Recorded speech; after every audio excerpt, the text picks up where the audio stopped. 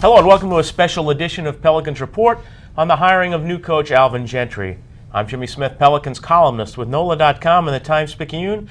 I'm joined today by Pelicans beat writer John Reid. And John, the coaching search came to a rather quick end, when, all things considered, last week when it was revealed that Alvin Gentry, former New Orleans Hornets assistant under Tim Floyd, took the head coaching job. Little surprise, a little bit. I mean, when you look at the people that was under consideration, I thought that they would go for more of a bigger name to get the fan base excited. I mean, you're looking at a Jeff Van Gundy who kind of really wanted this job because of the Anthony Davis and the potential of this franchise. But I thought that Alvin Gentry, I think as you wrote, was the more of a safe pick. I mean, you can't deny he's a veteran coach.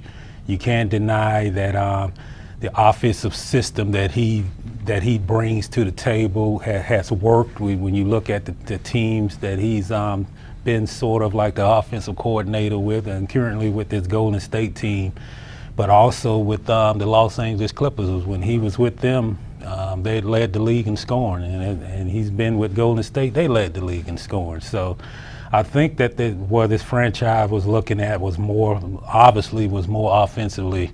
Having an offensive-minded coach to kind of take advantage of Anthony Davis and try to push the pace and get high volume scoring. And they feel that as we were told on the day that they fired Monty Williams, that they felt that they needed someone to come in here to take them to the next level, and they feel that Alvin Gentry is that guy.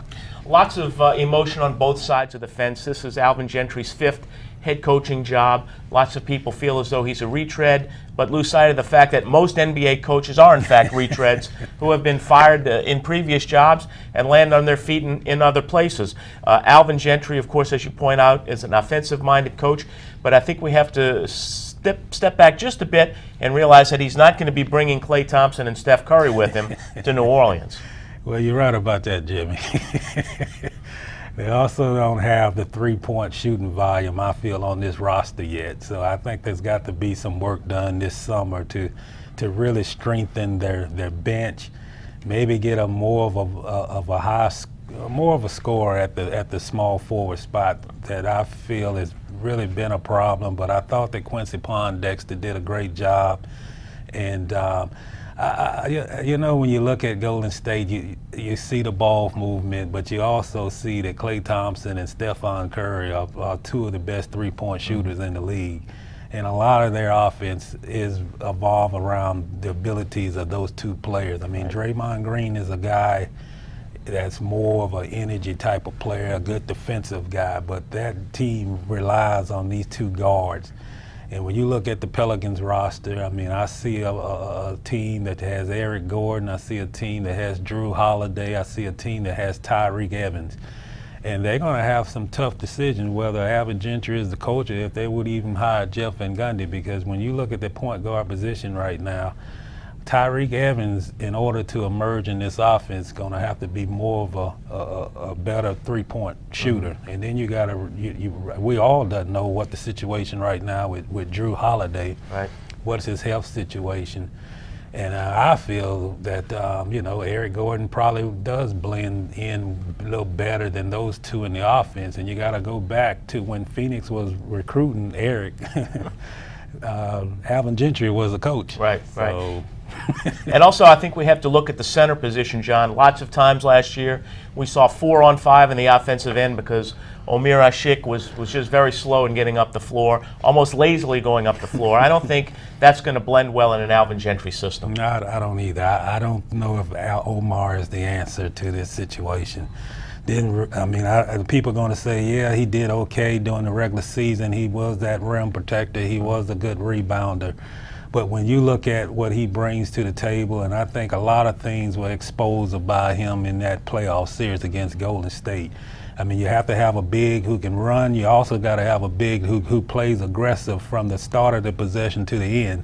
And there were many times during the season where he would start, even after rebound, where he would fight for a rebound, and then if the battle continued, he would stop. And you can't. I mean, if they're gonna, I'm sure that they're gonna pursue him, but I really feel that he's not that max money type of player. I mean, if he accepts something in the $6 million, $5 million range, which he probably would not, I think that they have a safe go after him. But if he's asking for $8, $9 million, $10 million per season, and when you look based on what he was getting paid, even before he came here, I mean, he was making like $14 million. I just don't think that you got to invest that type of money to tab him. I think you go out and, I mean, Robin Lopez is a free agent this summer. Go out and get a good quality guy, but don't have to go over spending it. And I really thought he was exposed. I mean, you can't have a big who's 7 foot tall, 8 points and no blocks when that team was clearly running through the lane. They ran him off the 3-point line.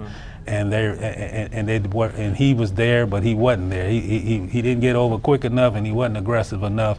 And one thing about the NBA, when you see weaknesses exposed, whether it's playoff or regular season, other teams is going to follow. And I would think that would be the plan next year if he does return. Right. Lots of uncertainty here in the offseason. Ashik and Alexi Ajinça, both unrestricted free agents.